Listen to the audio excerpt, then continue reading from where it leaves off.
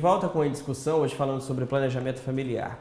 No bloco anterior, a gente falou sobre o planejamento das mulheres, né? Os métodos contraceptivos usados pelas mulheres. A gente também falou da camisinha, que claro, é usado pelo casal, mas é o homem quem coloca. Mas e os homens não falam sobre essas coisas em reuniões de planejamento familiar? Eles não querem se sujeitar a isso? Os poucos casais que já procuraram lá o serviço e que foram, assim, os dois, né? Porque geralmente vai a mulher só. Alguns casais procuram, assim, juntos o serviço.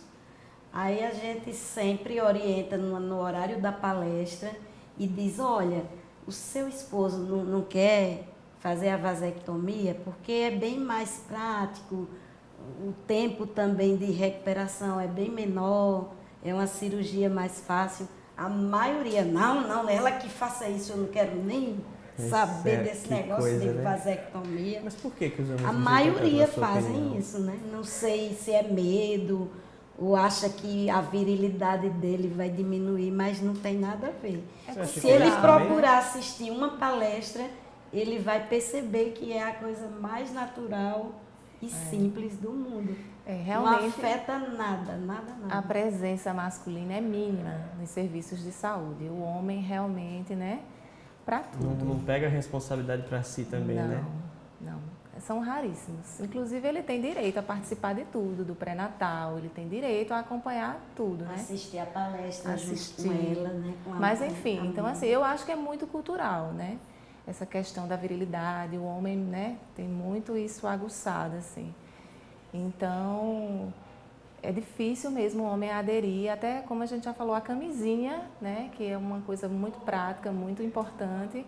Muito e simples, não tem, né? muito simples, né, que faz muita diferença, e não tem adesão. Assim, é muito pouca procura.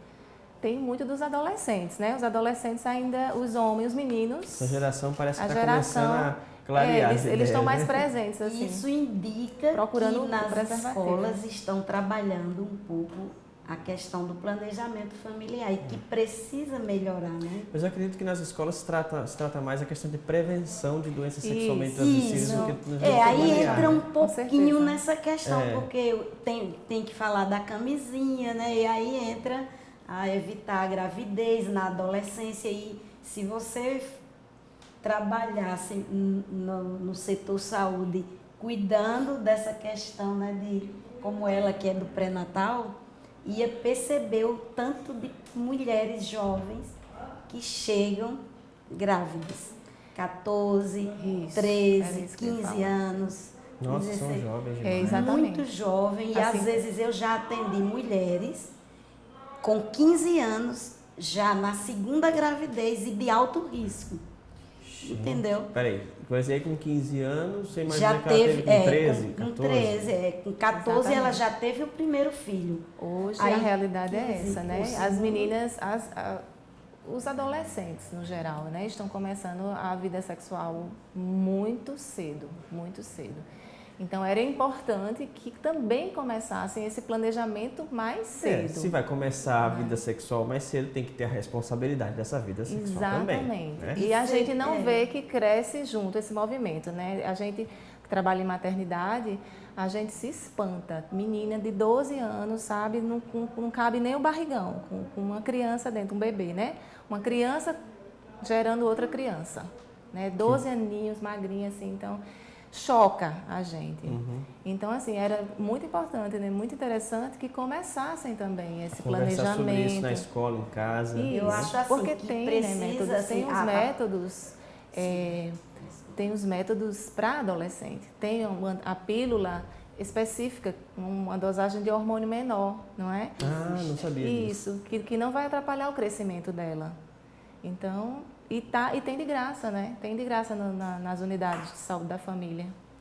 E isso indica a necessidade de colocar em prática o que já tem na própria lei de planejamento familiar, que determina que as escolas devem trabalhar essa questão na parte educativa, entendeu? Assim, com mais veemência nas escolas para os adolescentes. porque a gente vê muita adolescente gestante. Então, isso indica uma necessidade Precisa melhorar esse de trabalho. trabalhar melhor, intensamente nas escolas, a questão educativa e falar não somente assim, você deve usar camisinha, mas orientar, mostrar os métodos, mostrar a necessidade que ela tem de planejar a família, a importância de procurar o planejamento na maternidade ou na atenção primária em saúde, que também existem profissionais lá para orientar. E eu percebo que as escolas, aliás, são um pouco falhas nessa parte. Vamos para a prática. A partir de que idade uma pessoa já pode procurar um serviço de saúde para falar sobre planejamento familiar, sobre métodos anticoncepcionais, segundo a legislação, como as pessoas têm acesso, até chegar numa palestra, como é essa palestra? Vamos tentar explicar para todo mundo aqui. Vamos começar pela idade. A partir de que idade? Olha, a idade, a gente, para procurar o planejamento, foi um adolescente em qualquer idade, ela deve procurar. Entendeu? Porque ela vai garantir uma prevenção antes que a gravidez aconteça.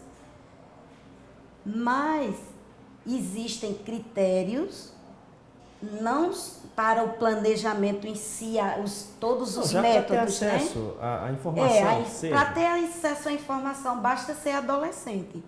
Porque o DIU não é necessário que a mulher tenha 25 anos para poder solicitar esse serviço do SUS.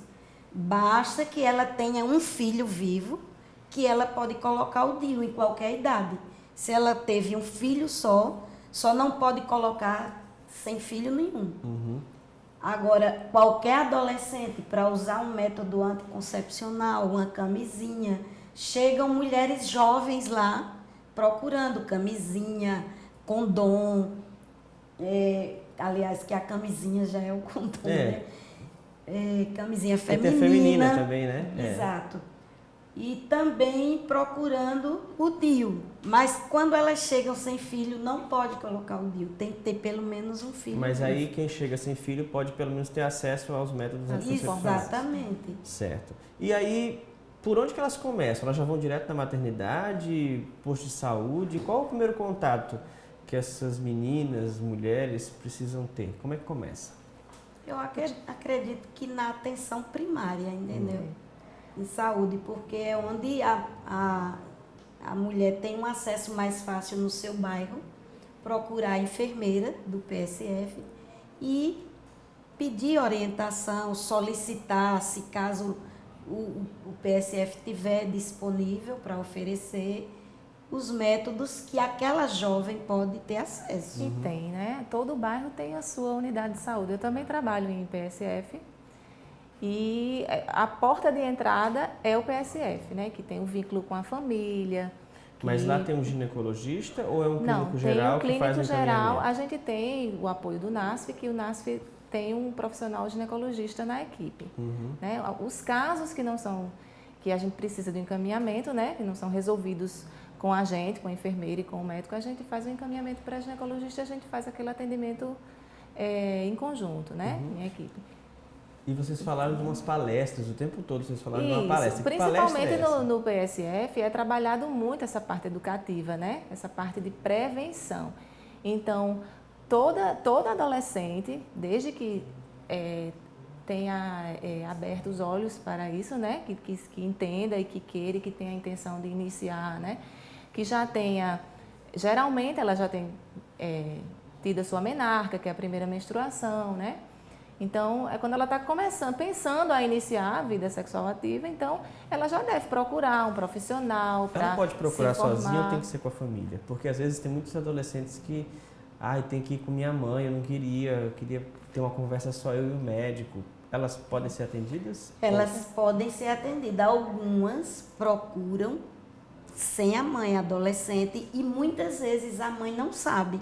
Porque e ela eu já acredito utiliza, que muitas vezes elas entendeu? não conseguem falar sobre sexo em casa. Exato, exato. E vão procurar com uma amiga, não é verdade? Eu acho que também pode ser uma solução. É melhor do que ficar sem informação. Isso. Não é não? Com certeza. A gente está chegando ao fim da discussão de hoje. Eu queria agradecer vocês. E a Frei Damião está à disposição. Como é que é o atendimento por lá? O atendimento, a demanda é espontânea, a mulher procura quando necessita de algum método. E também, na questão, quando ela já busca a laqueadura de trompa, existe uma inscrição, um procedimento de inscrever essa mulher, porque a procura é grande, a gente precisa fazer a inscrição e aí vai ter essa palestra que você falou, que é uma palestra esclarecedora para desestimular a laqueadura de trompa como último recurso, né? Certo. Quais são os horários? Como é que funciona o acesso lá? Funciona de segunda a sexta, de 7 da manhã às 17, não fecha para horário de almoço. E estamos lá, né, à disposição. Ok, então, infelizmente a gente não tem mais tempo. Obrigado mais uma vez. E a discussão teve que terminar aqui, mas ela pode continuar aí do outro lado da telinha. Leve esses argumentos que você ouviu no nosso programa para discutir com a família, com os amigos, nas rodas de conversa, na faculdade, no trabalho. E nunca deixe de se informar sempre com qualidade, porque só assim você vai ter uma boa opinião formada sobre o assunto. Até o próximo programa.